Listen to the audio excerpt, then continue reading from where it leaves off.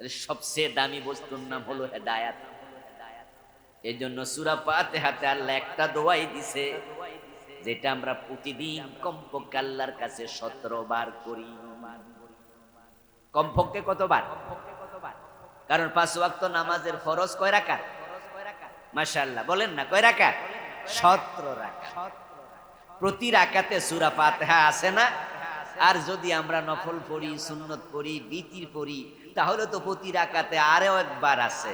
শুধু ফরজ যারা পড়ে তারাও তো 17 বার এই দোয়া করে। এই দোয়াটা সূরা ফাতিহার ভিতরে ঢুকাইয়া দিছে কে? মাশাআল্লাহ, বাকিরাও বলেন কে ঢুকাইছে? তাহলে আল্লাহ বোঝে, ও বান্দারা এটা আমার কাছে চা, কারণ আমি আল্লাহর কাছে সবচেয়ে বড় দামি জিনিসের নাম হেদায়াত। সুবহানাল্লাহ, এটা আমার কাছে তোরা চেন।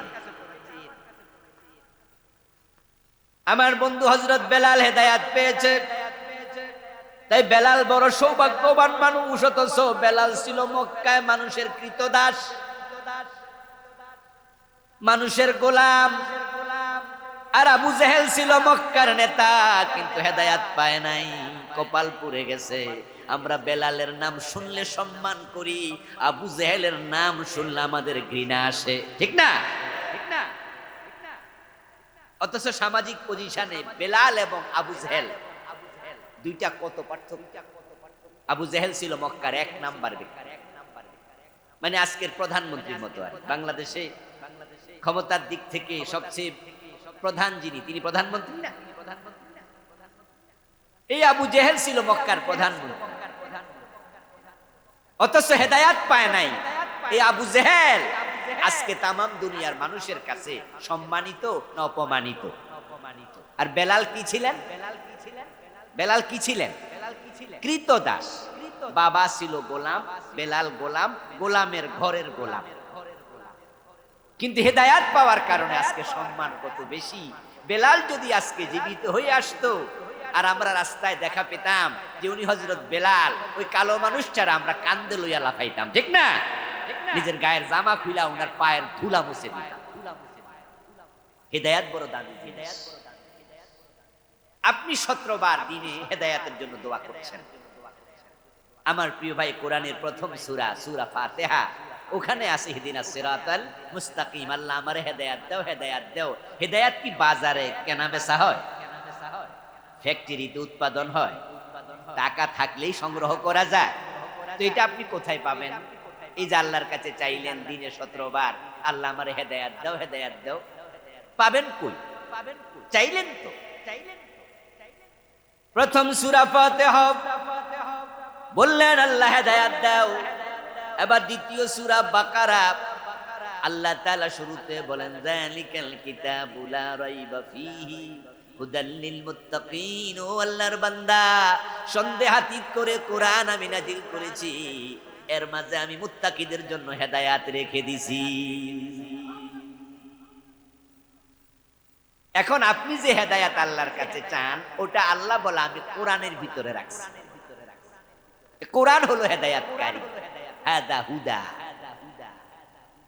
এবার আপনারাই বলুন তো, যে হেদায়াত আমরা চাই সেটা পেতে হলে কোরআনের কাছে যাওয়া দরকার আছে না নাই?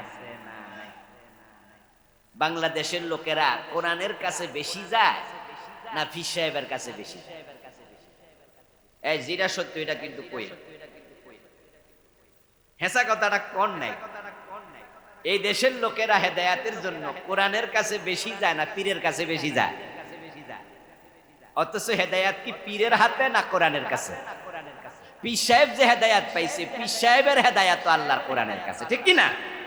কোরআন যদি আপনি না পড়েন, কোরআন যদি না বোঝেন, কোরআন যদি না মানেন, পীরের কাছে মুরিদ হলো হেদায়াত মিলবে না। আমাদের দেশের লোকেরা এখানে বড় ভুলে আছে। আর এই ভুলের কারণে, ভ্রান্তির কারণেই তো ভণ্ড পীরের দরবারও মুরিদের অভাব নাই। আচ্ছা, একবারে ল্যাংটা ফি, কাপড় সোপড় নাই, হেরো মুরিদ বাংলাদেশে আছে না নাই? কি আশ্চর্য এক, মানে যে কোথায় পড়ে না লুঙ্গি গাদ দেন, হের পিছনে পাবলিক ঘুরতেছে। যে ফির নামাজ পড়ে না, এমন পীরের মুরিদ বাংলাদেশে আছে না নাই? এর কাছেও মুরিদ, যেই পীর প্রকাশ্যে সেজদা নেয়, মুরিদ পায়ে সেজদা দেয়, এমন পীরের দরবারেও মুরিদ আছে না নাই? আচ্ছা, কম না বেশি? অভাব নাই, হাজার হাজার লাখ লাখ। আমার প্রশ্ন হলো, কেন এত মানুষ ভণ্ড পীরের দরবারে? কেন? বিভিন্ন পীরের মুরিদ এখানেও আছেন। আমি ব্যক্তিগতভাবে পীর বিরোধী মানুষ নই, কারণ আমি জানি বাংলাদেশে ইসলাম প্রচার করতে কোনো নবী আসেন নাই। তাহলে দেশে ইসলাম প্রচারের পিছনে পীর সাহেবদের ভূমিকা স্বীকার করতেই হবে।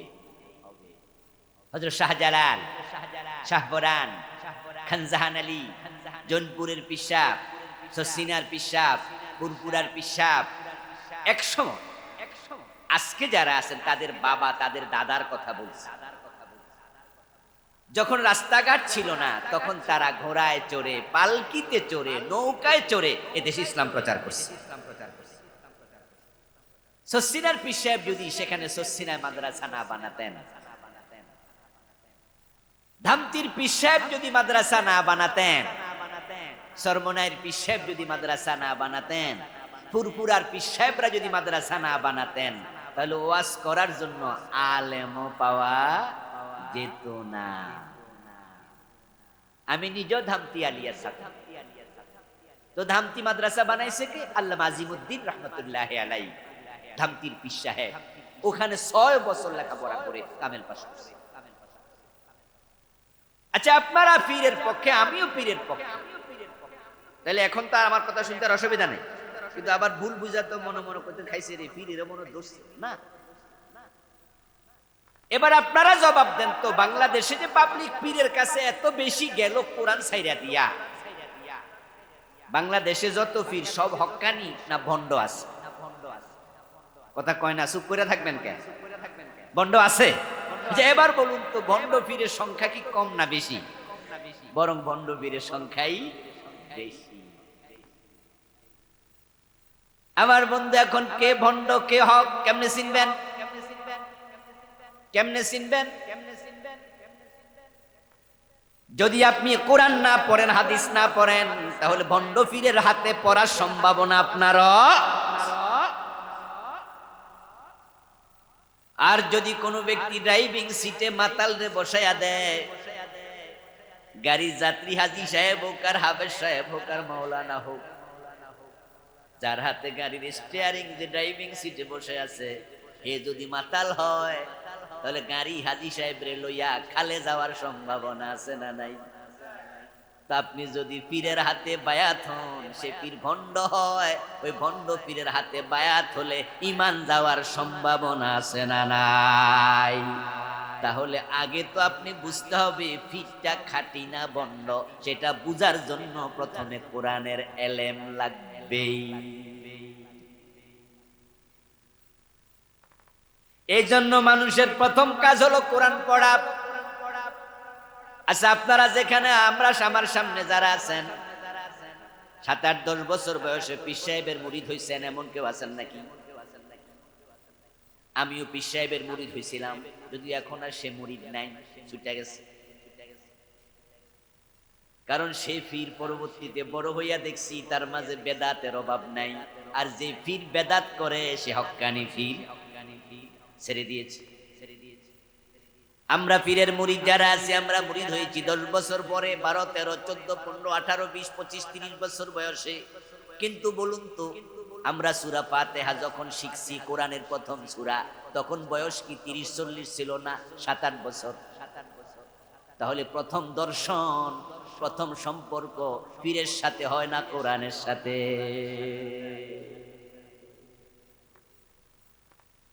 ওই কোরআনের সাথে যারা প্রথম সম্পর্ক করেনি, তারা হতভাগা, তারাই বিভ্রান্ত হবে, হেদায়েত পাবে না। ইসলামের সবচেয়ে বড় মুজাহিদ যিনি সাহাবাদের মাঝে, ওনার নাম খালিদ বিন ওয়ালিদ। নাম শুনছেন তো? খালিদ বিন ওয়ালিদ রাদিয়াল্লাহু তাআলা আনহু বলেন, উমিরনা আন নুআল্লিমা আওলাদানা রামিয়া ওয়াল কুরআন। খালিদ বিন ওয়ালিদ রাদিয়াল্লাহু তাআলা আনহু বলেছেন, আমরা আদিষ্ট হয়েছি, প্রিয় নবী থেকে নির্দেশিত হয়েছি, আমাদের সন্তানদেরকে দুটি জিনিস যেন শিক্ষা দেই। একটা হলো তীর বিদ্যা, যুদ্ধ বিদ্যা, আর একটা হলো আল্লাহর কোরআন। ইসলামকে বাঁচাতে হলে জিহাদের প্রয়োজন আছে না নাই? এজন্য জিহাদ যেন আমরা শিখাই, তলোয়ার কিভাবে চালাতে হয়, তীর কিভাবে মারতে হয়, আমরা ছোট কাল থেকে বাচ্চাদেরকে শিখাবো। রাসূল বলেছে জিহাদ শিখাও। কিন্তু আজকের পৃথিবীর মুসলমানেরা জিহাদ নিজেও শিখে না, বাচ্চাদেরকেও শিখায় না, বরং জিহাদের কথা শুনলে মুখ কালা করে আলায়। জিহাদের মাঝে জঙ্গিবাদ খোঁজে এমন মুসলমানের সন্তান আছে না নাই? যখন থেকে মুসলমান জিহাদ ভুলেছে তাম পৃথিবীতে, তখন থেকে মাইরি খাওয়া শুরু হয়েছে। বাংলায় প্রবাদ আছে, শক্তের ভক্ত, আরে বাকিটা কইলাম না, বাকিটা কি? নরমের জম। আপনি দেখবেন যে একবারে খুব সহজ সরল পাবলিক হেরে চেয়ার ছাইরা দিয়ে খারায় না, হেরে কেয়ারি করে না। আরে আমাদের যে শিক্ষকরা ক্লাস নিত, যে টিচার একবারে খুব আলা বলা, ছাত্ররা কি হেরে ডরাইতো? কথা বলেন না বেরা, ডরাইতো? আপনারা কি দুইজন টিচার আসিল না সোজা সরল? বরং হেরে যায় আরো উল্টা গুতা মার। সাপের মাঝে এক জাত সাপ আছে, এমনে থাকে ফনা দইরা, এটার নাম কি? ফানক সাপ জাত। আরেক সাপ আছে যেটা পুকুরের মাঝে, কুয়ার মাঝে পানি সেচ চালাইলে মাছ ধরার জন্য, তখন দেখ মাছের সাথে হাঁটে, শুয়ে থাকে, এটার নাম মাইট্টা সাপ। পোলাপান মাইট্টা সাপের লেজে দুইটা ঘুরাইছে, এমন পোলাপান এনো আছে যারা ওনার পোলাপান নেই, বুড়ো হয়ে গেছে। আমরাও কত লেজে দুইটা ঘুরাইছি। আচ্ছা, ফানক সাপের কয়দিন লেজে ধরছেন? দেখলে দৌড় মারছেন চিৎকার দিয়া, মা কইয়া। এটা দুনিয়ার নিয়ম। মুসলমানের এক হাতে ছিল কোরআন, আর এক হাতে ছিল তলোয়ার। মুসলমান যেখানে গিয়েছে বিজয় তাদের পায়ে চুমু দিয়েছে। শাহজালালের বাড়ি ইয়ামান রহমতুল্লাহি আলাইহি, তিনি এসেছেন শাহজালাল সিলেটে। কোথায় ইয়ামান, কোথায় সিলেট? সিলেটে এসে দেখেন এখানে রাজত্ব চলছে হিন্দুদের। ওখানে একজন রাজা আছে যার নাম ছিল গোবিন্দ। শাহজালাল রহমতুল্লাহি আলাইহি আসার কিছু দিনের ব্যবধানে একজন ব্যক্তির কান্নার আওয়াজ ওনার কানে গেল। জিজ্ঞাসা করলেন, কে কাঁদে, কেন কাঁদে? লোকজন বলল, অমুকের ছেলে জন্ম নিছে, তাই সে আকিকা ছাগল দিয়া না কইরা গরু দিয়া আকিকা করছে। এখন গরু জবাই করছে শুনে গুরু গোবিন্দ ওই ছোট্ট বাচ্চাটাকে তার কোল থেকে কাইরা নিয়া তলোয়ার দিয়া জবাই করে দিছে। হযরত শাহজালাল এই কথা শোনার সাথে সাথে 100 দানা তাসবিহ লইয়া মসজিদের কোনায় ঢুকা সুবহানাল্লাহ সুবহানাল্লাহ জিকির কইরা আল্লাহর কাছে বিচার দিছে, আল্লাহ তুমি প্রতিশোধ নাও নাকি তলোয়ার হাতে নিছে? কথা কওয়া লাগবে কিন্তু। কি শাহজালাল মসজিদের কোনায় ঢুকছে না তলোয়ার হাতে নিছে? জানেননি কাহিনী? না জানলে শোনেন, যারা জানেন ভালো। শাহজালাল রহমতুল্লাহ আলাইহি শোনার সাথে সাথে বললেন, এই মুসলমানেরা, গরু জবাই করা তার অধিকার, কিন্তু তাই বলে তার সন্তানকে জবাই করার কোন অধিকার গরু গোবিন্দের নাই। চলো আমরা প্রতিশোধ নেব। গরু গোবিন্দকে বলবো, কোন সাহসে মুসলমান গায়ে হাত দেয়? খবর চলে গেল গরু গোবিন্দের কাছে। গরু গোবিন্দ বলল, কি বলে? কোথাকার কোন শাহজালাল? গড় আমার বাড়ি, আমার এলাকা, আমার এলাকার আমি নেতা, তার বাড়ি ইয়ামান, সে কিনা আমার বিরুদ্ধে তলোয়ার হাতে নেয়। ঠিক আছে, তোমরাও রেডি হও। জিহাদ শুরু হয়ে গেল। আপনারা যারা জানেন তারা একটু জবাব দিয়েন, সে জিহাদে বিজয়ী হয়েছে কি গরু গোবিন্দ না শাহজালাল?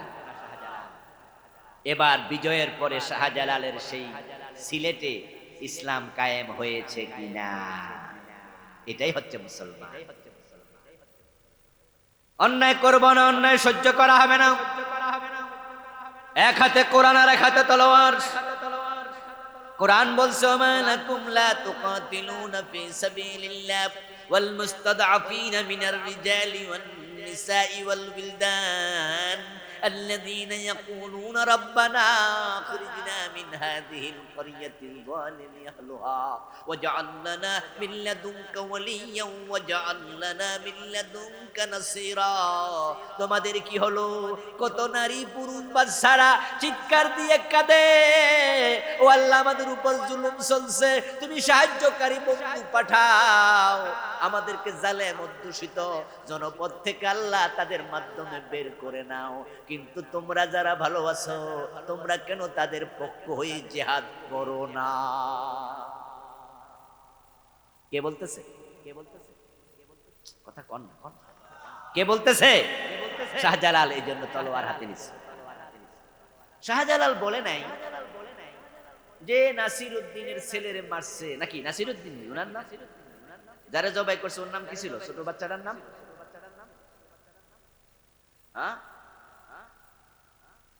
বলে তো গেলাম। যারা জবাই করছে পিসিটার নাম বুরহানুদ্দিন ছিল বাবার নাম, ছেলের নাম নাসির। বুরহানুদ্দিনের ছেলে নাসির উদ্দিন। আমার বাড়ি হলো ইয়ামান, আমি এসি এলাকায় দিনের দাওয়াত দিতে। এখন বুরহানুদ্দিনের ছেলে নাসির উদ্দিনের যদি গরু গোবিন্দ জবাই করে আলায়, আমি কিতাম কথা বোঝেন, আমি কিতাম। কারণ আমি যদি এখন আবার গরু গোবিন্দের বিরুদ্ধে কথা কই, তো গরু গোবিন্দকে আমার মাইরা লাইব না? তো আমি কি মাইর খেতে মাইছি?